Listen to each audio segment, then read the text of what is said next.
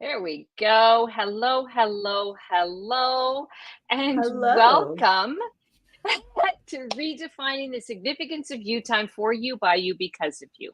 My name is Denise Drinkwalter, and I am a midlife renewal coach supporting women worldwide to lean into and realize the importance of you. This channel aims to provide you, the viewer, with some takeaways that will help you shift, change, reevaluate, and/or become more aware of what is possible.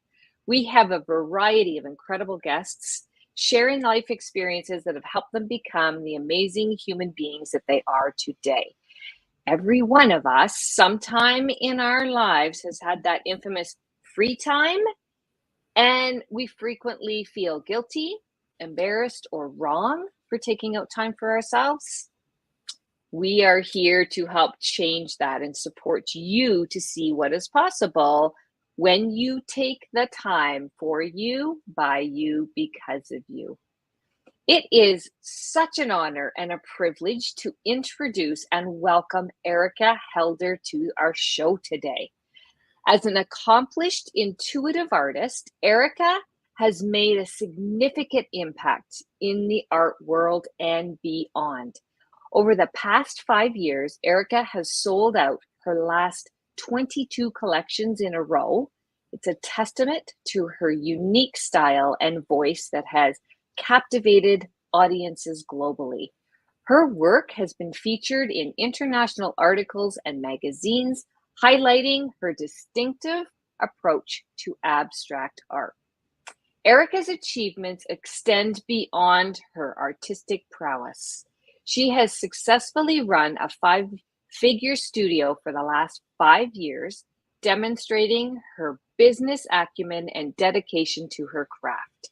More importantly, Erica has leveraged her psychology degree and extensive art experience to address and work through personal traumas, finding healing in her artwork.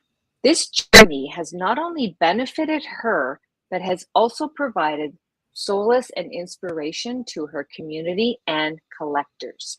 In the last 5 years, Erica has sold over 350 pieces of art, each one a beacon of hope and healing.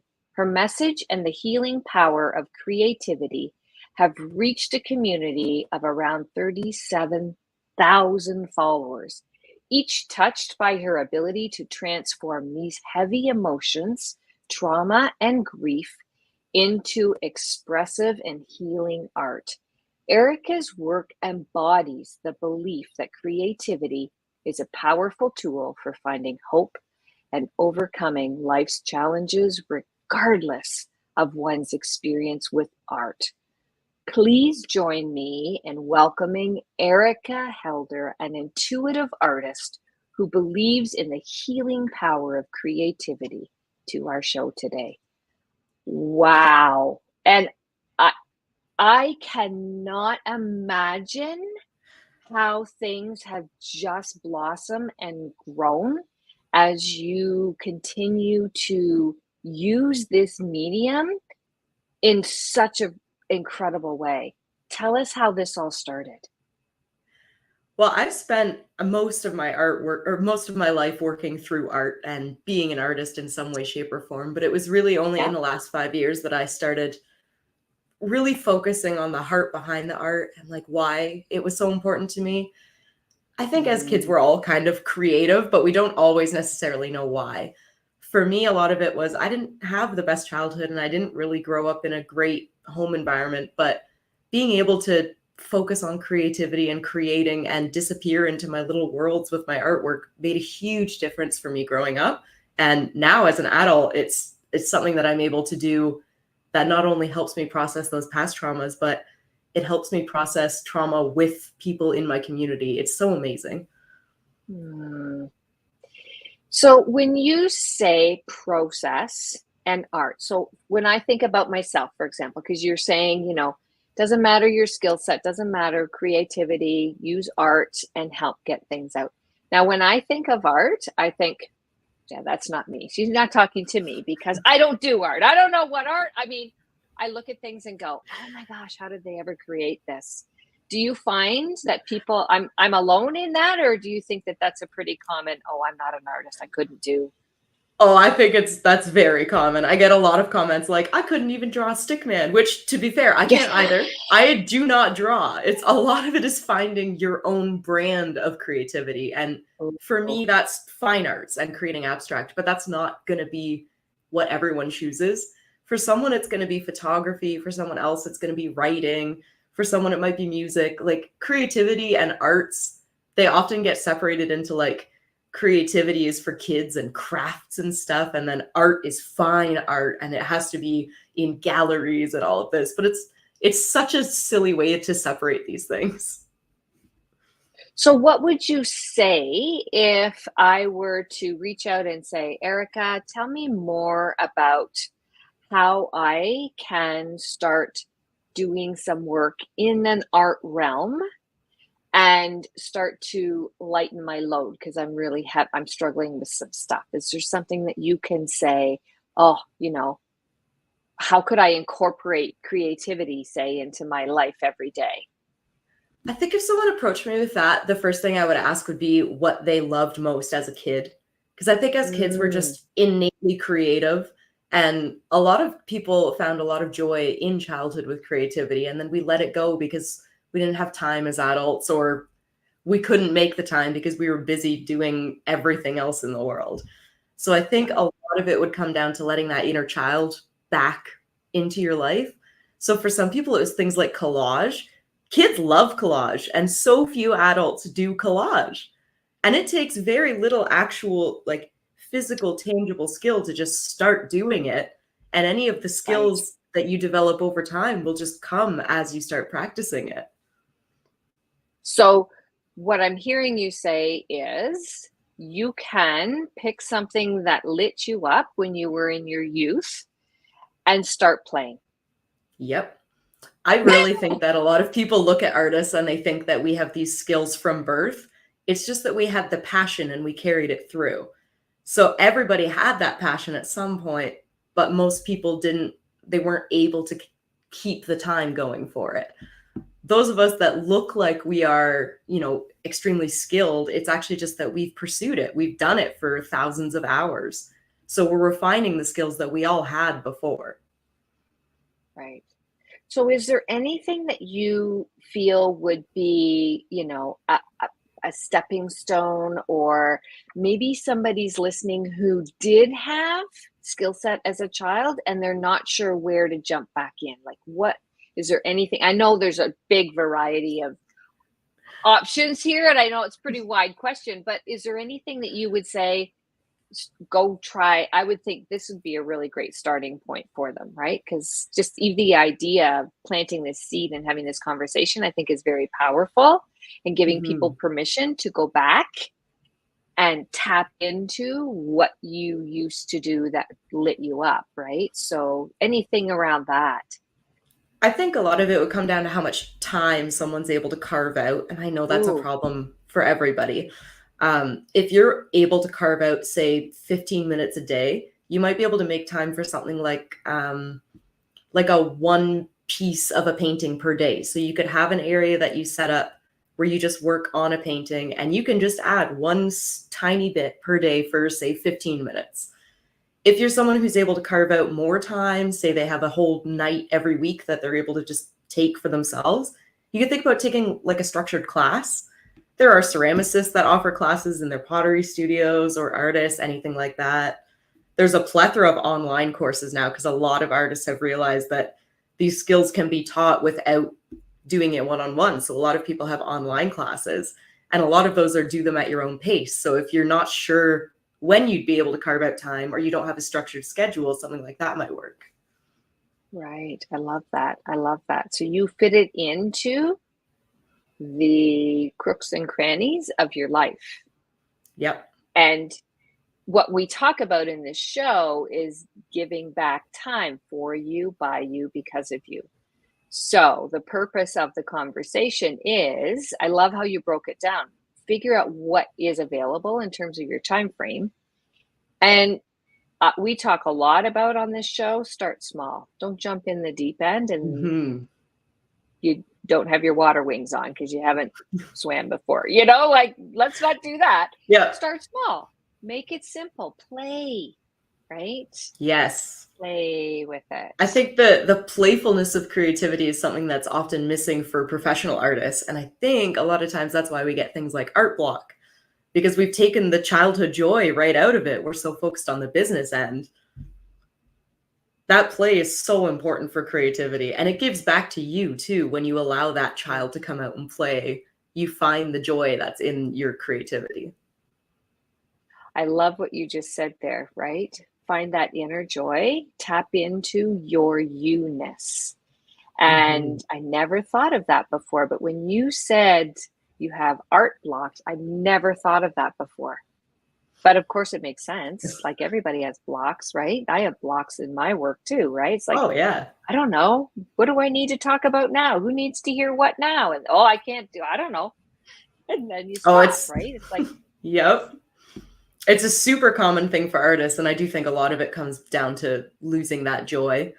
For me, it's usually a sign that I have to get out of the studio, that I'm spending too much time focused in my little room on my little business and not remembering the whole reason that I'm doing it.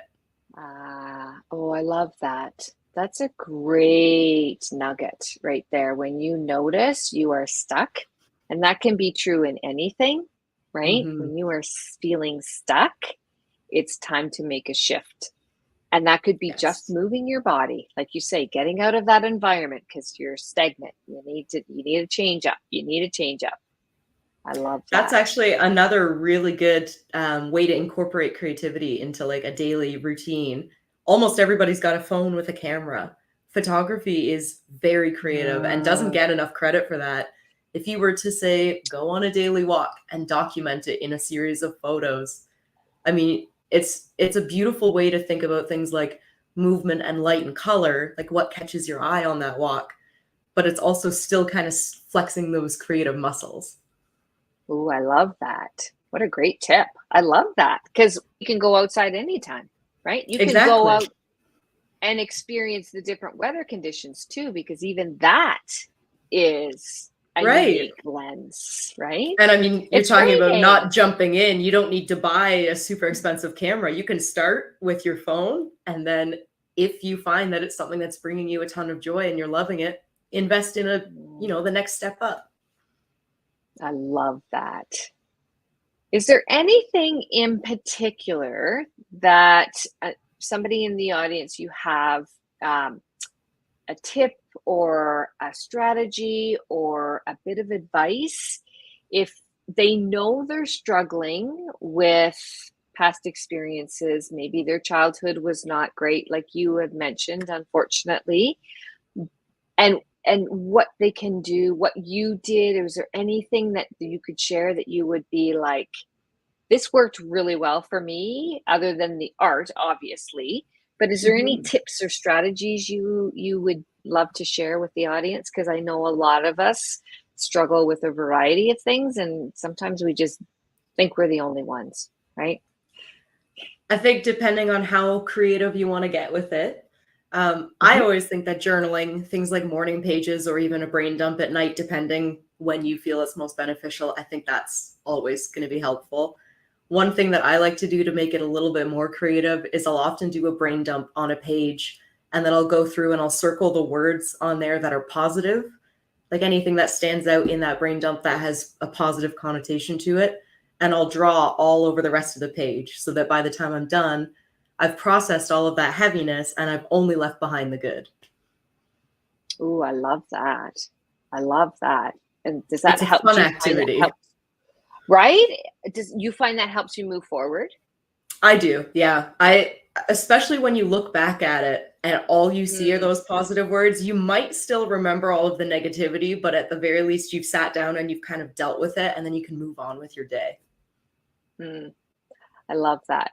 What you're talking about is also, I think it could be done fairly, depending on where you're at and what's going on, but it could be done very quickly. It doesn't have to be sitting for 2 hours and I gotta meditate. Yeah, we're not creating a masterpiece here. We're just doing a brain dump and then scribbling over the words. Absolutely. I love that. I love that. And then do you keep your journals? I do. Yeah. My journals are kind of a mishmash, so I often have them Yep. in my sketchbook and I'll just journal on one page and sketch on the next because I think Yeah. those two halves of myself are really a whole. Um, Yeah. and since I would never throw out an old sketchbook because you never know how many good ideas might be hidden in there, I just keep them Yeah. all. Yeah. And there's another tidbit for our audience. Don't throw anything out because you never know what came through at that moment, how that can grow later on if you go back and look at it, right? Hmm. You never Yeah, know. and if someone was just getting started with like this new branch of creativity, let's say they were trying to write poetry, I mean, it's Yeah. pretty easy to hang on to those old poems and revisit older ones later and see how you've grown as you've started to Mm, practice it.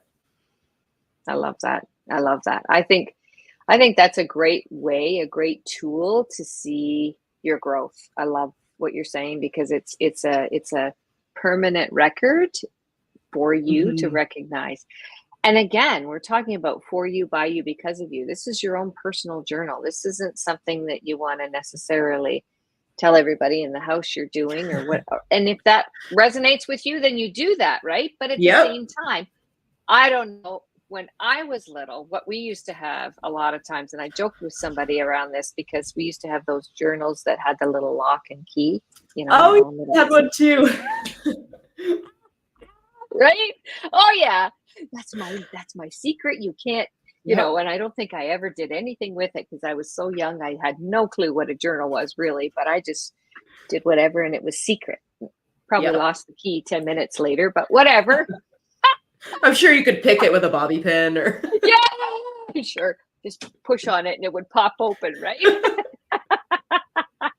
But yeah, I know I was talking to another lady about journaling and whatnot, and that was something that came through. I remember that journal. It was very private.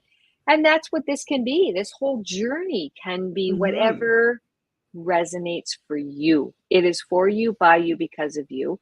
You don't need to share it if it doesn't resonate to share it, right? It's Yeah. And just I would that. say, I mean, that should be applied to any adventure that you're taking in creativity. So if you're working on a painting, let's say one little section at a time throughout the course of months, Yeah.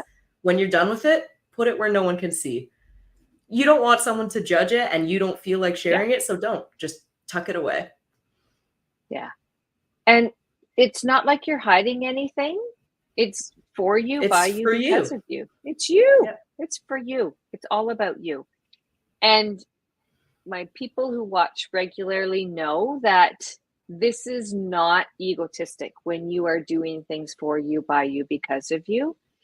It is looking after yourself in such a way that we don't normally do, but it's counterintuitive because we're always worried about everybody else. Hmm. But what happens is we empty our own cup and we've got nothing left. And so all of a sudden we become sick, or all of a sudden we can't do this or that, or the aches or the pains or whatever. And so when we start to switch that and give back to ourselves, and it's a journey to be able to understand the power in that. And when we start to do it in small chunks, little bits at a time, and it starts adding up, I do find that when we do that, our world changes for ourselves, by ourselves, because of ourselves. And when that happens, people around us, what I call our sphere of influence, no longer, we don't have to push and make things happen. We just become Right. ourselves more and more, right? You find that too? Oh yeah. Well, I was just traveling Iceland with a group of girls. There were 12 of us total. I believe our youngest girl was 23 and our oldest she was just about to turn 60. So a wide age range, a wide range of life experiences.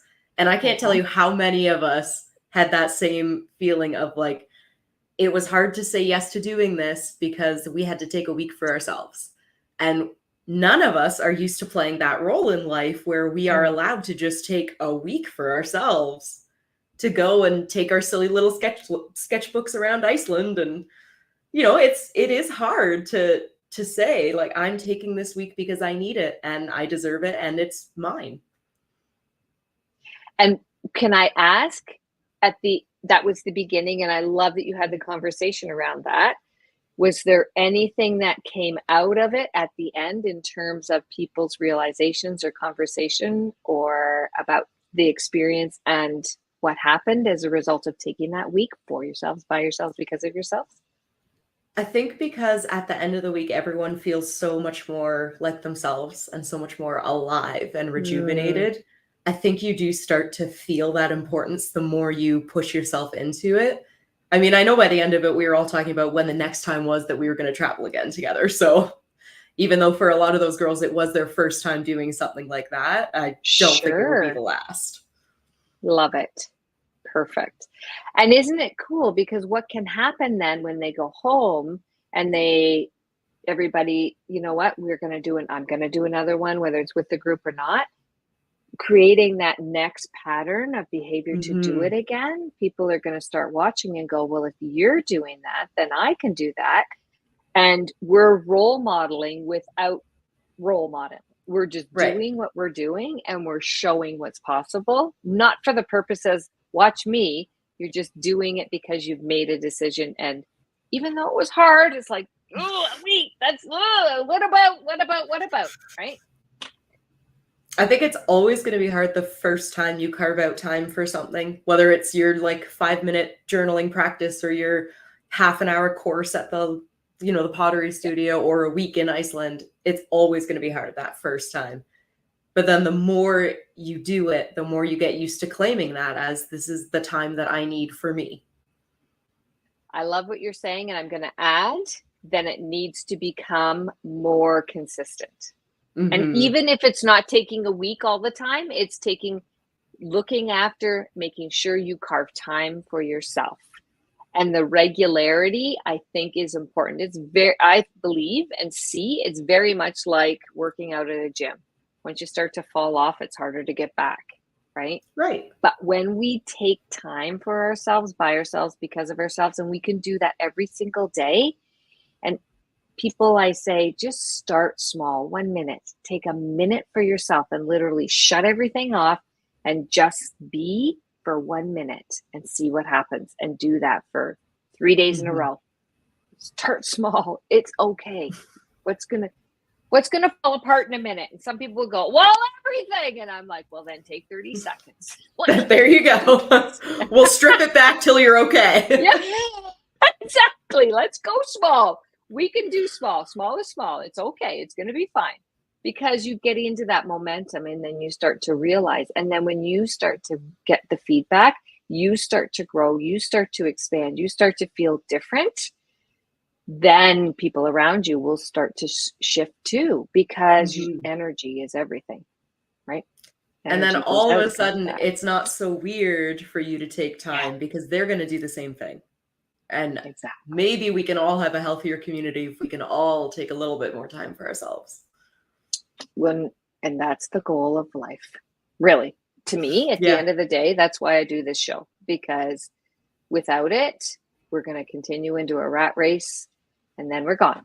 It's like, that's not Yep. how I want to do life, right? We know that. And how many times do we have different experiences? We're like, I didn't, okay, I'm going to start tomorrow. So Yeah. we're promoting start today, small Start right pieces at now a time.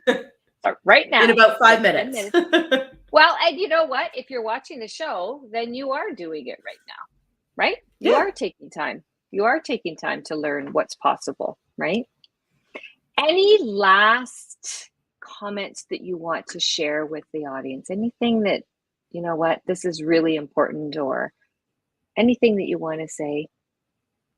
I would just hope that anyone that's watching is able to start thinking about what brought their inner child some joy and see if they can find some time to bring it into their adult lives because you never know where it's going to go. I mean, I didn't know that it would turn into a whole art career.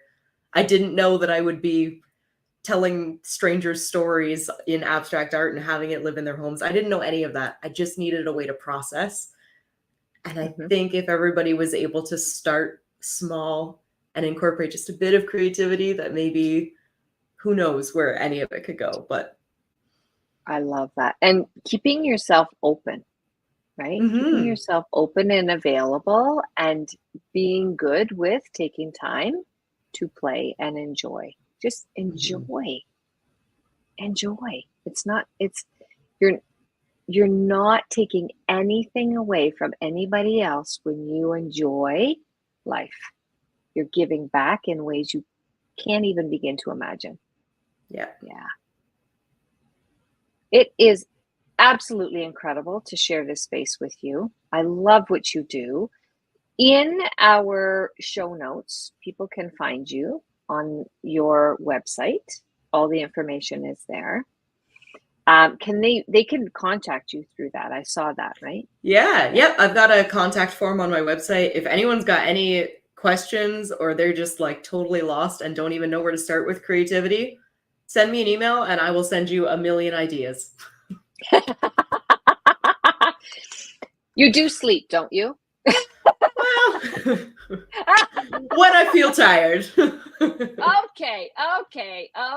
There's the answer. I want to make sure that everybody knows. We were talking a little bit about journaling, and I have created a journal that's available on Amazon, and it is all about for you, by you, because of you. It's a guided journal for empowered women, and it is easy, daily, and what I've tried to do in that journal is to help people see, women in particular, obviously, when you create your list of things to do for the day, what benefits you directly from that list? That's one thing that people say, ooh, there's a good question. What's coming back to me? So I encourage you to go take a look. It's on Amazon in all the countries, I'm pretty sure. If that resonates with you, go check it out. Thank you so much for being here, Erica. It's a privilege. And I wish you all the best. Continue doing the beautiful work that you do and reaching more and more people globally. And it's an honor to be here with you. Thanks for sharing space. Thanks for having me. All right. Take care. And if you have not yet subscribed to our channel, make sure you do, because you don't want to miss anything.